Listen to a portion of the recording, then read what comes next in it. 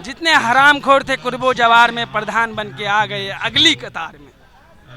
आप चाहते नहीं है इस देश के श्रमिकों को बेहतर जीवन मिले, मजदूरों को बेहतर जीवन मिले? औरत और आदमी का सामान्य वेतन आप ही ने लागू किया है तो क्यों नहीं मिलता? जमीन पे सख्ती से लागू करवाइए। देश के हर क्षेत्र में, हर राज्य में, हर कस्बे में। सपन जड़े फूल से, मीत चुबे सूल से, लुट गया सिंगार सभी बाग के बबूल से। मैं खड़े खड़े बहार देखते रहा, कारवां गुजर गया गुबार देखते रहा। नींद भी खुली ना थी, हाय धूप ढल गई। नींद भी खुली ना थी, हाय धूप ढल गई। पाँव भी उठे ना थे कि जिंदगी फिसल गई। पात पात झड़ गए, साग साग जल गई। चाहत तो निकल सकी ना पर उम्र निकल गई।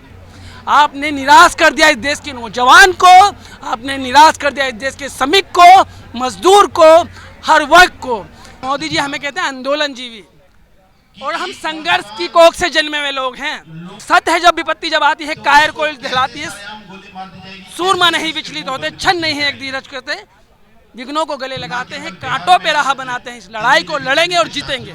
20 तारीख को आप सब लोग आइए, बड़ी संख्या में शांतिपूर्वक तरीके से गांधीवादी के रास्ते पे अपनी लड़ाई को लड़ेंगे और सांसद मार्ग कूच करेंगे। जब वो खुद कह रहे हैं अफसरों की वजह से, तो आप कौन होते हो ये कहने के लिए? टेक्निकल एंगल है क्या? आप क्या कहना चाहते हैं? क्या जस्टिफाई कर रहे हैं? अरे आप ये हैं उनके गार्जियन है उनके, या बगल में बैठे थे आप उनके?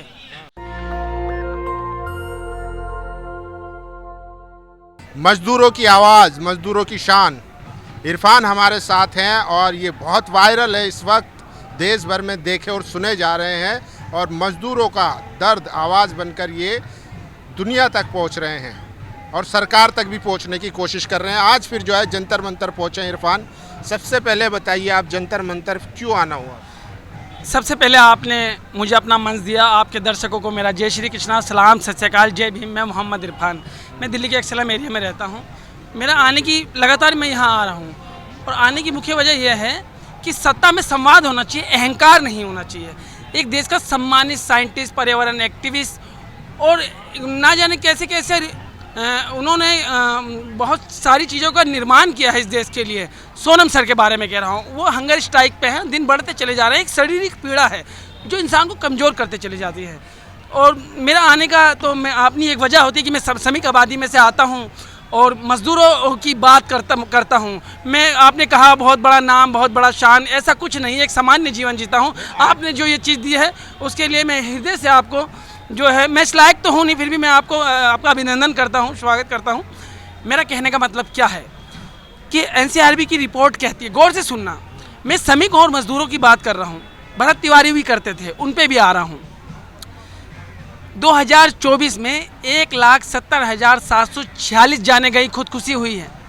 1,70,746 दिन में, एक दिन में 467 और 1 मिनट में 3 लोगों ने खुदकुशी की है। तुम्हें पता है इसमें सबसे बड़ा स्तर किसका था? 31% मजदूर थे, दिहाड़ी मजदूर, श्रमिक थे जी। ये बात पता चली, 31% जो श्रमिक थे, आर्थिक तंगी और मानसिक तनाव वो वजह थी, और 8 से 9% छात्र भी थे। इतने बड़े स्तर पे लोग हताश और निराश और बेबस हो रहे हैं और अपनी जान दे रहे हैं। ये मैं नहीं कहता, गृह मंत्रालय द्वारा संचालित एनसीआरबी की रिपोर्ट कहती है, नेशनल क्राइम ब्यूरो। आप सोचिए, लोग इतने हताश और इतने बेबस अपनी जान दे रहे हैं, कितना बड़ा आंकड़ा होगा। ये वो रिकॉर्ड हैं जो थाने तक आए हैं, ये वो रिकॉर्ड है जो कानूनी जिनको लिखा गया और पढ़ा गया, ये वो रिकॉर्ड के बारे में बता रहा हूँ। भरत तिवारी, मैं आज जंतर मंतर आया तो भरत तिवारी के परिजन यहाँ बैठे हैं न्याय की मांग को लेके। गौर से सुनिए, वो भरत तिवारी जो अपने गांव की कटान से डूबने वाले गरीब श्रमिकों के घर बचा रहा था, उनके लिए बिजली पानी मांग रहा था। वो भरत तिवारी जो गरीब के बच्चों के लिए शिक्षा मांग रहा था, उसने अपनी कलम का इस्तेमाल किया, हर जगह चिट्ठी लगाई। मैं ये नहीं कहता हथियार उठाना लोकतांत्रिक व्यवस्था में ठीक है, लेकिन उसे मुख्य धारा में लाया जा सकता था। सरकार अपने स्तर पर प्रयास कर सकती थी, लेकिन ऐसा लगता है कि सरकार की मंशा ही उसकी हत्या करने की थी। 5 से ज़्यादा गोली मार देना, ये कहाँ से ऐसे जस्टिफाई करेंगे? समझ रहे हैं, कहाँ से इसे जस्टिफाई करेंगे? और मैं श्रमिक आबादी से आता हूँ, कितनी पीड़ा है। आपने देखा कि हम आपसे कहते हो आप नींद तो मजदूरी दे दो, मर्द और औरत की सेम है ना मजदूरी।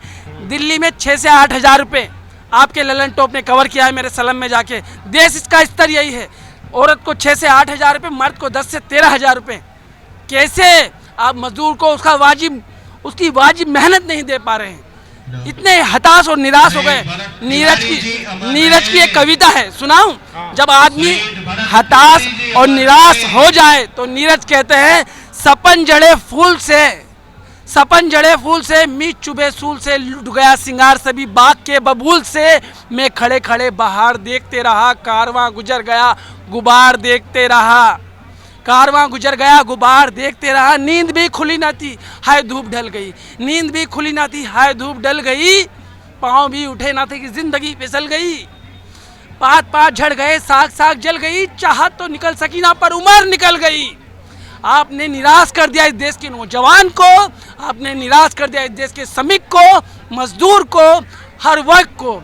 मैंने जो आपको एनसीआरबी का डाटा दिया है 1,70,740 का, ये वो लोग हैं जो इस सिस्टम में के द्वारा मतलब निराश हो गए और अपनी जीवन लीला समाप्त करी। इस नंबर को छोटा मत मानिएगा। आपने और मुझसे जितनी देर बात करी है, ना जाने कितने लोगों ने इस देश में अपनी जान दे दी होगी। ये 2024 का एनसीआरबी का रिकॉर्ड है।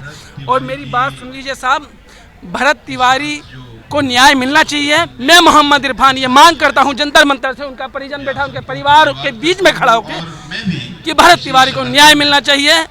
सत्ता पे बैठे लोग अहंकारी ना हो जाए, संवाद का रास्ता चुने और इस मसले का हल ढूंढें, क्योंकि गलती हुई है और जिन्होंने इस हत्या को अंजाम दिया है उनके खिलाफ हत्या के मुकदमा दर्ज होना चाहिए और उनके परिवार को न्याय मिलना चाहिए। और इस देश के श्रमिकों को न्यूनतम मजदूरी, बेहतर जीवन, असंगठित क्षेत्र और संगठित क्षेत्रों के लिए सामाजिक सुरक्षा और बेहतर जीवन की मांग करता हूं और करता रहूंगा। अब संविधान को लेकिन यहाँ पर एक प्रदर्शन और चल रहा है कॉकरोचों का, उसमें देश के साइंटिस्ट जो है पिछले 15 दिन से जो है वो धरने पर हैं, उनकी कंडीशन बिगड़ती जा रही है। सरकार की तरफ से कोई बातचीत नहीं हो रही, इसको कैसे देख रहे हैं? मैं नेशनल दस्तक के तमाम दर्शकों से कह देना चाहता हूँ कि सोनम वांगचुक सर इस देश की महान हस्ती हैं, पर्यावरण एक्टिविस्ट हैं, साइंटिस्ट हैं, नौजवानों के लिए रोल मॉडल हैं।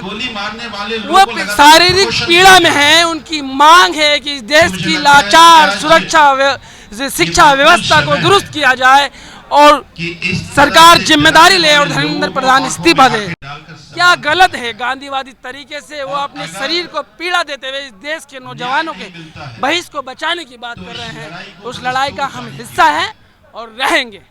लेकिन सरकार जो है वो सुन नहीं रही है, बातचीत नहीं हो रही है। प्रधानमंत्री विदेश में यात्रा पर हैं तो वो बिजी हैं अभी जरा काम में देश के हित में। मेरे भाई, हम जो है ना सरकार, मोदी जी हमें कहते हैं आंदोलन जीवी, और हम संघर्ष की कोख से जन्मे हुए लोग हैं। हम क्या कहते हैं, जब विपत्ति सत्य है, विपत्ति जब आती है, संघर्ष सत्य है, जब विपत्ति जब आती है कायर को दिलाती है। सूरमा नहीं विचलित होते, छन नहीं है एक धीरज करते, विघ्नों को गले लगाते हैं, कांटों पे राह बनाते हैं। इस लड़ाई को लड़ेंगे और जीतेंगे। 20 तारीख को आप सब लोग आइए, बड़ी संख्या में शांतिपूर्वक तरीके से गांधीवादी के रास्ते पे अपनी लड़ाई को लड़ेंगे और सांसद मार्ग कूच करेंगे। क्या 20 का क्या प्लान? सांसद कूच करेंगे। ये कानून व्यवस्था बिगड़ेगी अगर पुलिस आप पर रोकेगी या लॉ एंड ऑर्डर को मेंटेन करके कह रहे अत्याचार। हम आपसे वादा करते हैं, इस देश की जनता बहुत समझदार है, गांधी को बहुत अच्छी तरह पढ़ा है और जीवन में ढाला है। किसी भी रूप में नहीं हिंसा का समर्थन करते। हमारा मार्च शांतिपूर्वक होगा, गांधीवादी तरीके से होगा, सरकार के बंद कानूनों तक आवाज पहुंचाने के लिए होगा, ना कि किसी तरह का हिंसा होगी या किसी तरह की ऐसी कोई भी चीज, ऐसी कोई भी घटना जो हिंसा या उसको बढ़ावा देती है, वो ऐसी कोई भी चीज नहीं होगी। सोनम वांगचुक सर ने पहले क्लियर कर दिया। लेकिन इस्तीफा नहीं हो रहा है सरकार की तरफ से। इस्तीफा नहीं हो रहा है प्रधान जी का। इस्तीफा नहीं हो रहा प्रधान जी का। अदम गोंडवी कहते थे, जितने हराम खोर थे कुर्बो जवार में, प्रधान बन के आ गए अगली कतार में। रामनाथ सिंह ठाकुर नाम था उनका। क्या नाम था? रामनाथ सिंह ठाकुर, जिसे दुनिया अदम गोंडवी कहती है। वो कहते थे, जितने हराम खोर थे कुर्बो जवार में, प्रधान बन के आ गए अगली कतार में। आप चाहते नहीं है इस देश के श्रमिकों को बेहतर जीवन मिले, मजदूरों को बेहतर जीवन मिले। औरत और आदमी का सामान्य वेतन आप ही ने लागू किया है तो क्यों नहीं मिलता जमीन पे? सख्ती से लागू करवाइए। देश के हर क्षेत्र में, हर राज्य में, हर कस्बे में। जय हिंद, जय भारत। आपने मुझे अपने मंच पे मौका दिया और मैं अपने शब्दों को यहीं विराम करता हूं और आपके दर्शकों से कहना चाहूँगा कि बड़ी तादाद में आप जंतर मंतर आइए। जिंदगी के काम धंधे में सभी लोग उलझे हुए हैं, अगर समय मिलता है तो थोड़ा सा समय जंतर मंतर के लिए निकालिए।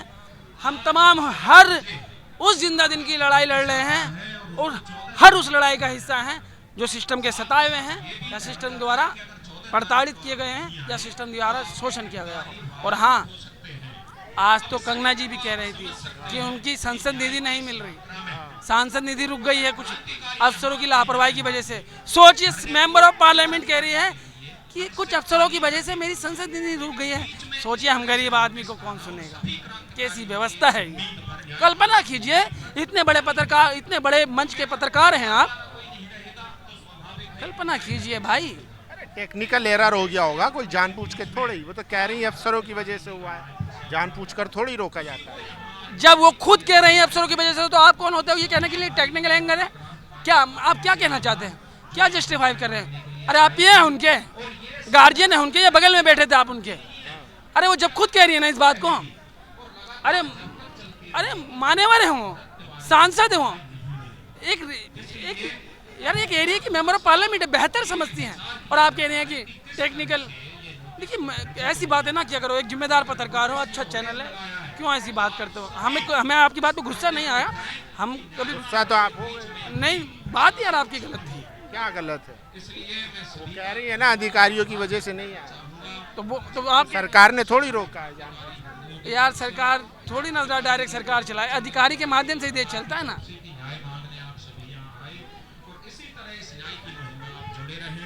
यही बात। चलिए, तो देखिए ये इरफान थे और आजकल बहुत ज़्यादा ये वायरल हैं। जिस तरीके से बोलते हैं, बोलने की जो शैली है वो बहुत ज़्यादा अट्रैक्ट करती है और जो मुद्दे हैं वो जेन्युइन मुद्दे ये उठाते हैं, एकदम ज़मीनी स्तर के मुद्दे ये उठाते हैं, क्योंकि खुद भी उसी तरीके का जीवन ये व्यतीत कर रहे हैं, उस पीड़ा को झेल रहे हैं, समझते हैं, इसीलिए उसको बेहतर तरीके से रख पाते हैं। बाकी आप लोगों की क्या राय इरफान की पूरी बातचीत पर? अपनी राय जरूर दीजिए। कैमरा पर्सन तोहिद के साथ, जंतर मंतर, दिल्ली।